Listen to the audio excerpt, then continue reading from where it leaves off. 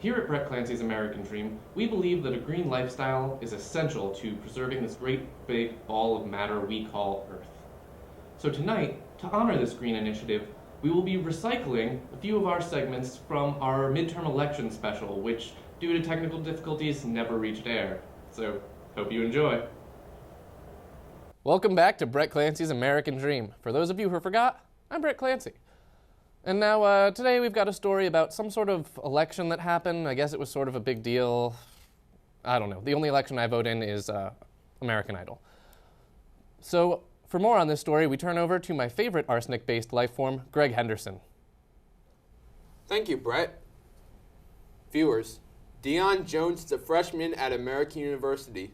1 month ago, he was elected to the Advisory Neighborhood Commission, the ANC, which is a part of DC's local government. He was elected to Precinct 3D07. No student before him has ever held those seats. With his election, AU now has a voice in DC's government. We are doomed. Now, I know what you're thinking. College students are responsible people that deserve to be represented on a city council. Responsible? We're good! Streaky! Yes! You want that guy having representation on your city council? This is the demographic that is known for drinking alcohol, smoking weed, snorting cocaine, dropping acid, having group sex, and worst of all, giving money to this man. Now, I know what you're thinking. Geez, Greg, I mean, American University makes up 80% of the precinct's population, so shouldn't we have a voice? Listen to me, my naive, drug-addicted amigo. Statistics are lies created by liberals. They're evil and can't be trusted.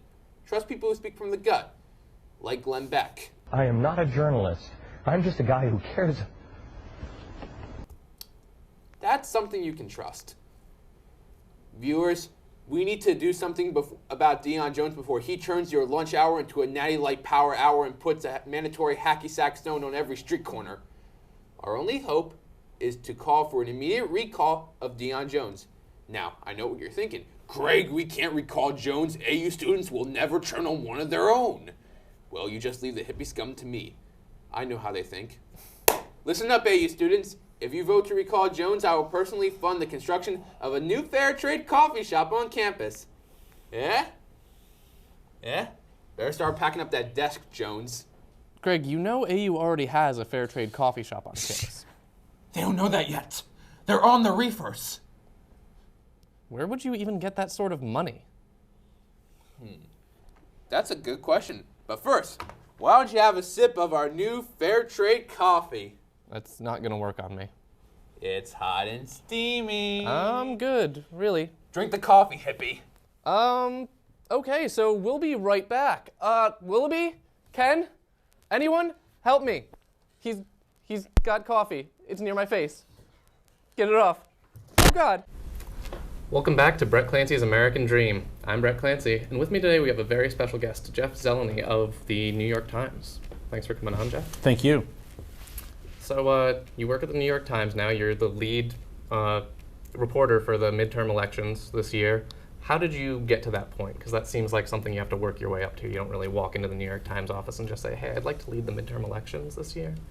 No, you don't. No one else wanted to do it. So, no, I'm the national political correspondent, so I work with a big team of people. We have a lot of reporters who do this, but I sort of am the guy who decides who covers what, and I do big picture things. So it's my job to write about, at the end of this election campaign, will Republicans win the House? Will Republicans win the Senate? Will they not?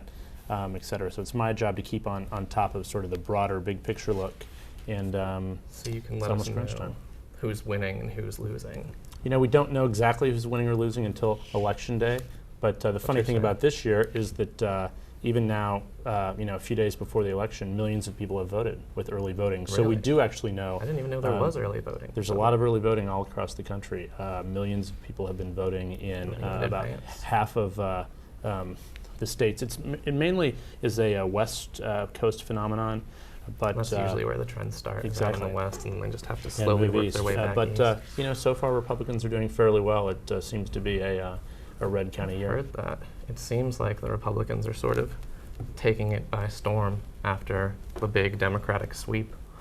So I know there's been sort of a little bit of a voter fall off recently, and I thought that with all of this sort of back and forth and how many seats are going to be won, I feel like we can make the voters more excited to vote if we start putting money on it. We turn it into a gambling thing. You have like an over/under for, you put a spread on it. Democrats buy 3 seats, and then you start taking bets on it. Or you take, how many seats will the Republicans lose, and you go over/under like 10.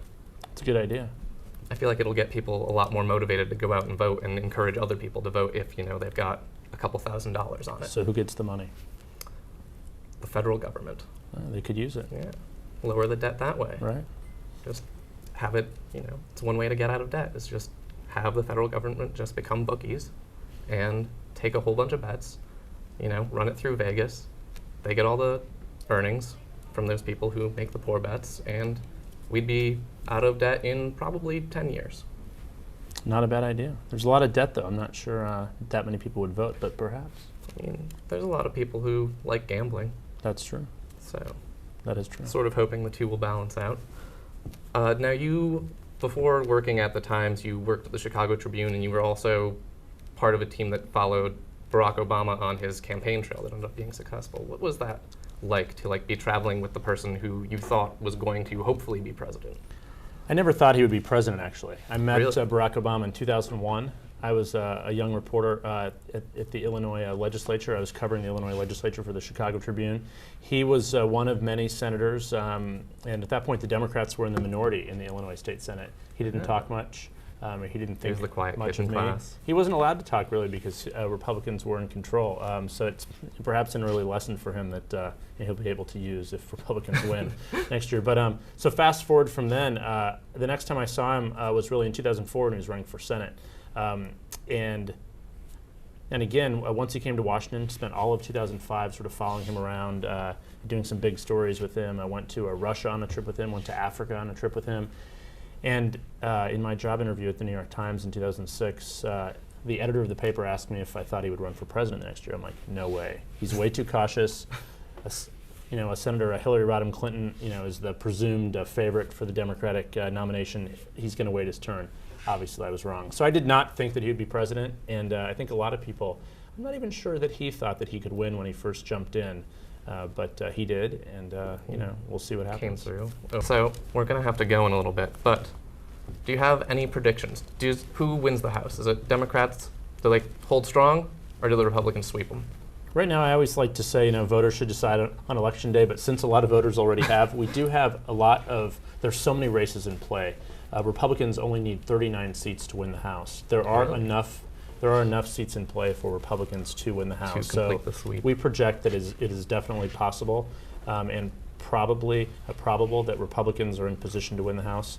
I hedged that about 3 times in there, but that's the way it's going.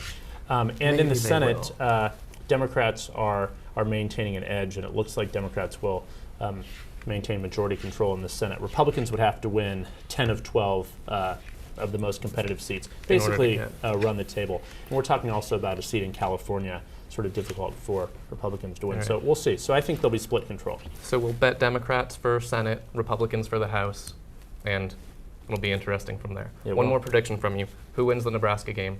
They're going up against Mizzou.